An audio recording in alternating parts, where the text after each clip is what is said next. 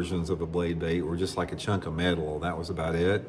Now, the characteristic of this bait that really makes it effective is this thing thumps super hard. When you pull it or you reel it in, it's almost like fishing a lipless crankbait. It just vibrates really hard. I mean, your rod tip will almost thump when you're reeling it in. So it's got this super, side to side tight wiggle on there that's super appealing to cold water fish.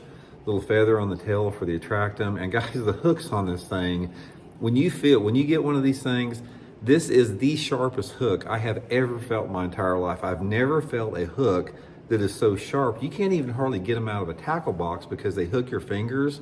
I don't know what they've done with that, but that hook is freaking awesome on there. Little bitty, about a little over an inch long there, just about the size of the small threadfin shad the fish eat in the wintertime. And like I said, it's sort of like a little metal lipless crankbait, but it just is quiet and has a different type of presentation. Okay, now let's talk a little bit about how to fish it and where you want to fish it. There's a couple different ways that you can actually fish this bait, depending upon what you're trying to accomplish there. Trying to get a rod and reel out here, got them all tied up. This bait can be fished vertical or it can be casted. And aside from the wintertime fishing, another really good application for this the rest of the year, guys, this is a great bait for schooling fish. When you see bass busting out in the surface, you can cast this thing a mile. It's pretty heavy and it goes through the wind really good.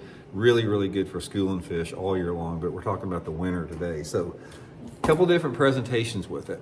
You have the vertical presentation where it's just like fishing a spoon. You get over the top of the area you want to fish or the school of fish or just on a drop off or something. And you just basically push the free spool, let it go to the bottom, and just jerk it up off the bottom like that. Just like jerk it up and let it fall back down.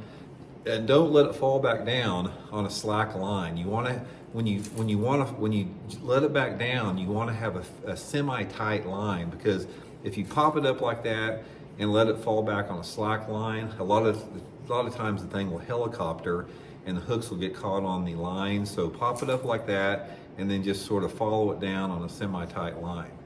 Now, when I'm fishing vertical like that, it is a specific place that I have found. It'll be like, I'm fishing it vertical over a drop-off or in a certain area, like off of a main lake or secondary point, or maybe over the top of submergent timber. Or say, for example, I see some shad schools out there and the shad are close to the bottom. Or if I'm even seeing some fish on my 2D sonar, I can just drop it vertical and just pop it straight up and down like that on a real specific spot. Now that's one of my favorite ways to fish it. The other way